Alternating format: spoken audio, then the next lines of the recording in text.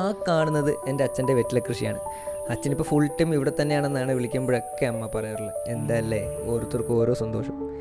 എൻ്റെ ഓർമ്മ ശരിയാണെങ്കിൽ എൻ്റെ അപ്പൂപ്പൻ്റെ കാലം തൊട്ടേ വെറ്റില കൃഷി ചെയ്യാറുണ്ട്. അപ്പൂപ്പൻ അതിലൊരു പ്രോ ആയിരുന്നെന്ന് പലരും പറഞ്ഞ് ഞാൻ കേട്ടിട്ടുണ്ട്. വെറ്റില ശരിക്കും കെയർ വേണ്ടുന്ന ഒരു കൃഷിയാണ്. പലതരം കൃഷി ചെയ്യുന്ന അച്ഛനെല്ലാം കൂടി ഇതെങ്ങനെ മാനേജ് ചെയ്യുന്നതാവും ഞാൻ ഒരുപാട് തവണ ചിന്തിച്ചിട്ടുണ്ട്. ഇപ്പോൾ ഈ പറിക്കുന്ന വെറ്റില നാളത്തെ പറക്കോട്ട ചന്തയിൽ കൊടുക്കാനാണ്. പണ്ട് ഈ വെറ്റില ചന്ത നടക്കുന്നത് വെളുപ്പിനെയായിരുന്നു. അന്നൊക്കെ പപ്പടവും ചായയും കുടിക്കാൻ വേണ്ടി മാത്രം ഞാൻ അച്ഛൻ്റെ കൂടെ പോകുമായിരുന്നു.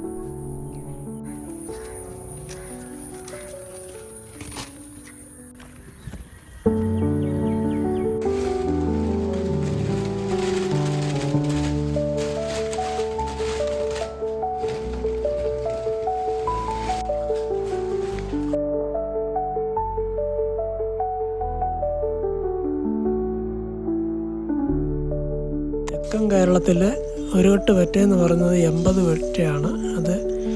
അത് 4 അടുക്ക്, ഒരടുക്കെന്ന് പറയുന്നത് 20 വെറ്റ ചേർന്നുള്ള ഒരു കെട്ടിട്ടാണ് കച്ചവടം നടക്കുന്നത്.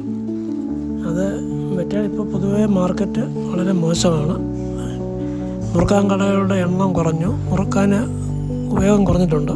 പിന്നെ ക്ഷേത്രങ്ങളിലൊക്കെ കുറേ പോകുന്നുണ്ട്. വെറ്റ അതിൻ്റെ ഉൽപ്പാദന ചെലവ് കണക്ക് കൂട്ടുമ്പം വെറ്റയ്ക്ക് ഈ വില, ചെറിയ വിലകൾ കിട്ടിയാൽ പോരാ.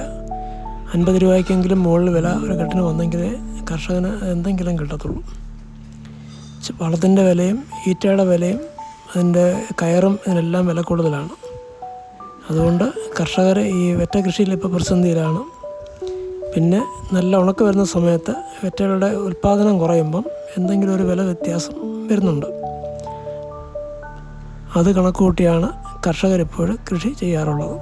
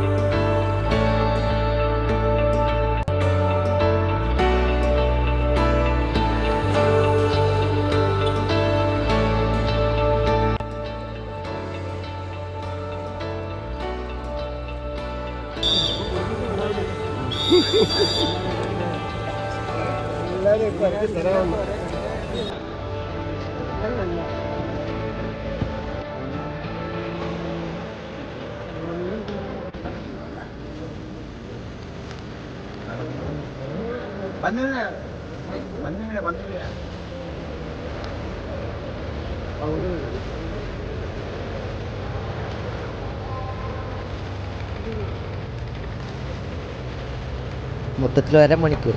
അപ്പോൾ തന്നെ ഇവിടെ കച്ചവടം എല്ലാം കഴിഞ്ഞ് കാലിയായി തുടങ്ങി.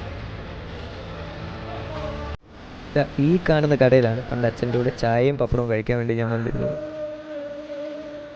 ഈ വെറ്റിലയിലെ ഇത് ചന്തയ്ക്കടുത്തുള്ള കടയിൽ ഞാൻ 20 രൂപയ്ക്ക് വാങ്ങിയതാണ് 5 എണ്ണം. തൊട്ടടുത്ത അച്ഛൻ 80 വെറ്റില 40 രൂപയ്ക്കാണ് വിറ്റത്. എന്താ അല്ലേ, സത്യം പറഞ്ഞാൽ വെറ്റിലയെന്നല്ല, കൃഷി ചെയ്യുന്ന എല്ലാ കൃഷിക്കാരുടെ അവസ്ഥ ഇത് തന്നെയാണ്.